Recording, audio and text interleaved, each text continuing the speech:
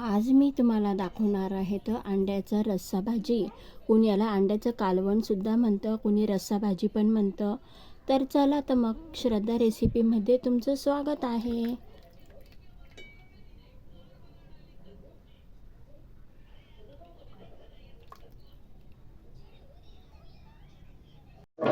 इथे मी सुकं खोबरं घेतलेलं आहे, कढीपत्ता घेतलेला आहे, एक मध्यम आकाराचा टोमॅटो घेतलेला आहे, एक कांदा घेतलेला आहे. कांदा अशा प्रकारे लांब कापून घेतलेला आहे. 3 हिरव्या मिरच्या घेतलेल्या आहे. इथं कढीपत्ता कोथिंबीर घेतलेली आहे. आता हे सर्व मिक्सरमध्ये वाटण करून घ्यायचं.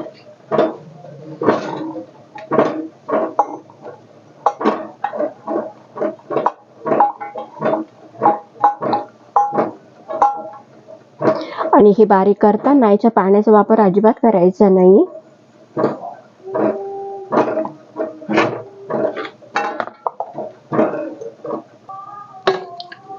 इथं मी एक पळी तेल टाकत आहे. तेल तुम्ही तुमच्या आवडीप्रमाणे टाकू शकता. इथं आपलं तेल थोडंसं गरम झालं की याच्यात आपण जे वाटण केलं होतं ना ते वाटण टाकायचं. ते वाटण चांगलं तेलामध्ये व्यवस्थित परतून घ्यायचं.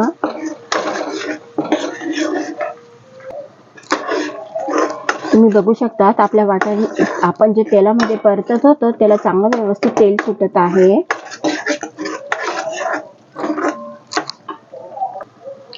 आता त्याच्यात टाकायची थोडी हळद,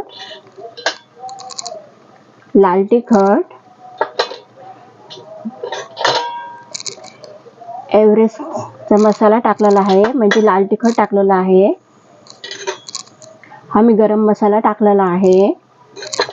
मसाले तुम्ही तुमच्या आवडीप्रमाणे टाकू शकता.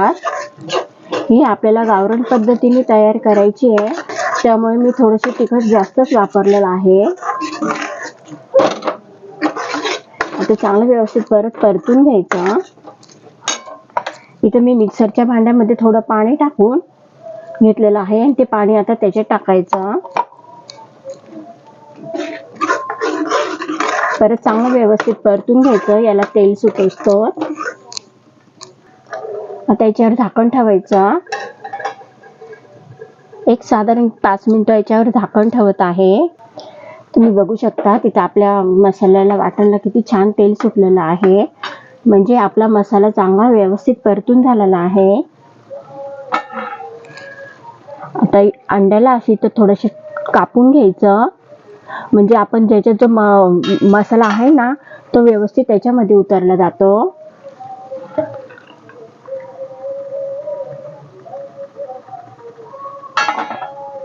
मी सर्व अंड्यांना कापून घेतलेलं आहे. आता त्याच्यात टाकत आहे चवीप्रमाणे मीठ.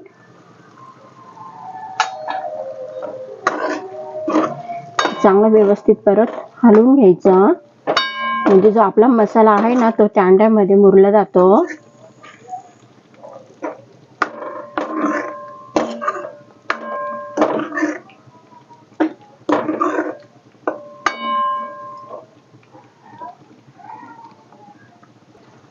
आता त्याच्यावर परत एक 5 मिनिटं झाकण ठेवायचं. आता इथे 5 मिनिटं झालेले आहे. आपण झाकण उघडून बघू. वाव, जबरदस्त. तुम्ही बघू शकता आपल्या वाटणला किती छान तेल सुटलेलं आहे आणि तो मसाला सुद्धा चांगला मुरला गेलेला आहे अंड्यामध्ये. आता याच्यामध्ये गरम पाणी टाकायचं. पाणी तुम्ही तुमच्या आवडीप्रमाणे टाकू शकता. मी तर अर्धा ग्लास पाणी टाकलेलं आहे.